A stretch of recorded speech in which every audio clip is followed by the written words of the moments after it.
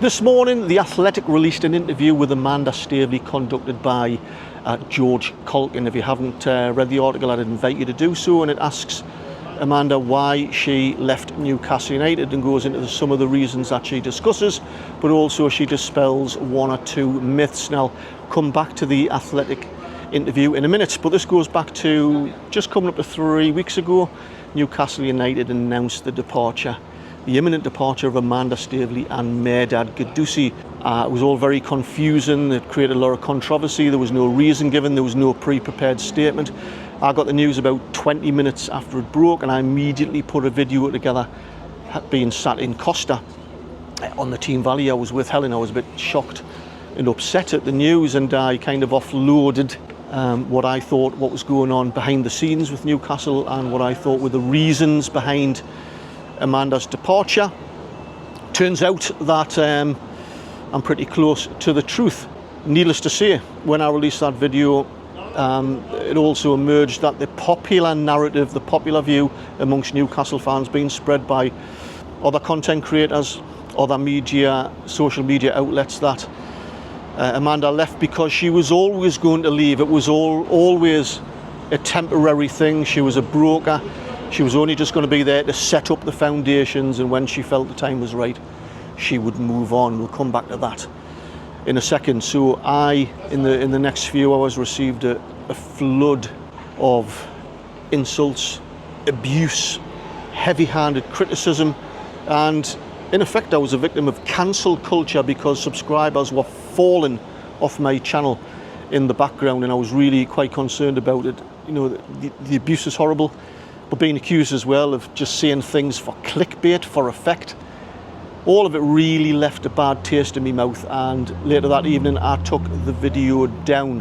So I think at this point I just want to say, why am I doing this video? I think it's for cathartic reasons, because it really has the whole backlash and my feelings towards creating Newcastle United content has took a bit of a battering.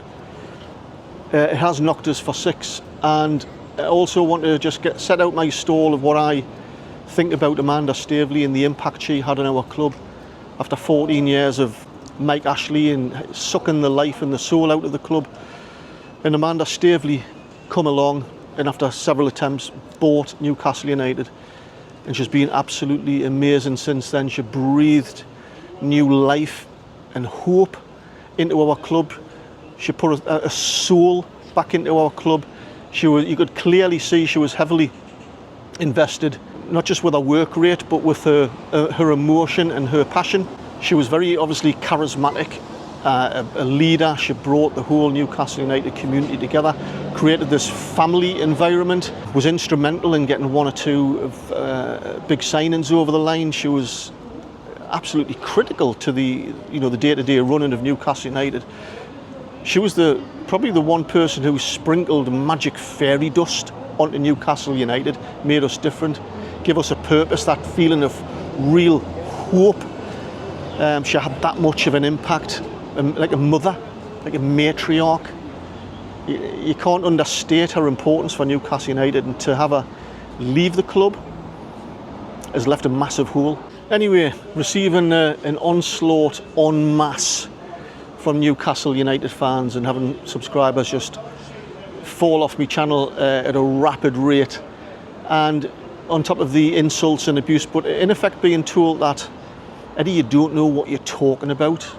Having my competence questioned, my integrity questioned, is quite hard to take, when knowing in my own mind that if I wasn't spot on, I wasn't far off what actually was going on with Newcastle United in the background. And I should stress as well, this video isn't about trying to knock Newcastle United. It's just about setting the record straight, for me and my channel, and in my desire to pursue the truth, which I think is really important, even at a very innocent level, with people I know in me, my day-to-day life, people I pass on the street, walking the dog, who would make the same claim. That's popular amongst Newcastle fans. What do you think about Amanda? She was only ever there for a short time. No, she wasn't. She was there for the long term. It's really, really frustrating hearing all this disinformation that's been spread. This information becomes an unshakable truth when it's said enough times by enough people. If you want me to do a video on why I believe Amanda Staveley has been forced to leave Newcastle United, I'll do that, but that's not what this particular video is about. We'll go back to the article by George Culkin in The Athletic. And first of all, she wants to dispel the claim that her illness, her Huntington's disease, has got in the way. Of course it's there, of course it's degenerative. According to her trial recently in the Greek financier case that she lost, it was established that her Huntington's disease had stabilised. But she does say that she is conscious of her Huntington's, and it's quite the opposite of what a lot of people thought, that she might have left, or partly have left because of a Huntington's disease. And no, she says that's actually the opposite. Because of her Huntington's disease, she needs to be kept busy. She needs to be working. She needs to be keeping her brain active. But in essence, the whole of the article, Amanda Staveley gives reasons and examples of why she left the club based on, and I'm paraphrasing, that she feels like she was overdoing it, that she was stepping on other senior executives' toes, that she was meddling, that she was getting in the way of the business plan of Newcastle United, and felt compelled to leave. I think there's partly some truth in that. I don't think she's lying, but do I think that's the real reason? Absolutely not. George Culkin did ask her the question, why not just take a step back, enjoy the growth of your shares in the club, sit in the executive box, enjoy the matches? She said no, I need to be working. What he didn't ask was, well, why couldn't you just focus on Newcastle United women? You know, a real passion of Amanda Staveley's to get Newcastle United women up into the Super League and the empowerment of women generally. He didn't ask that question, so we never got the answer, but she could have done that.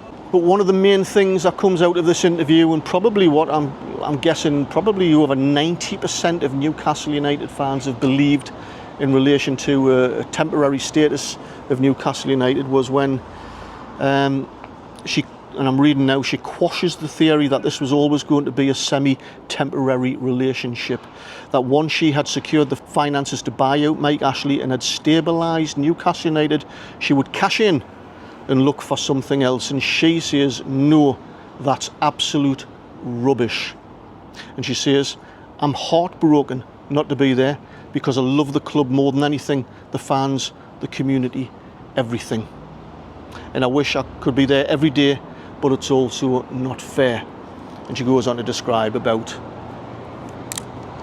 not fair on other senior executives and getting in the way, I suppose. Not just based on what she said in this interview, that she categorically refutes the claim that she was only ever there temporarily as a broker to set up the deal, then she was going to move on, as absolute rubbish. But also, every interview that Amanda Staveley has ever done since she bought Newcastle United, every interview that she's done in any journalistic article, has categorically stated what her long-term plans were and involvement for the long-term successful growth of Newcastle United. Everything. If you've believed that she was only there temporarily, I don't know what you're watching or what you've been reading in relation to Amanda Staveley, because it hasn't been her interviews on TV or elsewhere with NUFC, and it hasn't been in other journalistic media. So you must have been reading the gospel of Facebook and Twitter, the popular opinions that have been flying around, because it just didn't exist. In addition to all that, clearly, if the reasons that she gave in this interview to The Athletic were as simple and as innocent as the one she's provided, then that would have been mentioned in the post-statement, the post-departure statement from the club and Amanda, and the preceding interview that NUFC conducted with Darren Eales while he was out in Germany, but not a dicky bird of any of the seemingly innocent reasons that she's given in that particular interview. Now, in some respects, the interview, in my opinion, is very good, very well written, but if I'm to give a balanced observation, interviews like that is what happens when it's conducted by somebody closely connected with the club. The questions and answers are going to be very carefully choreographed so that a particular narrative could come out. I would have been really interested to see an interview with Amanda Staveley by somebody unconnected with the club, to ask some slightly different questions and to get talk about one or two elephants in the room.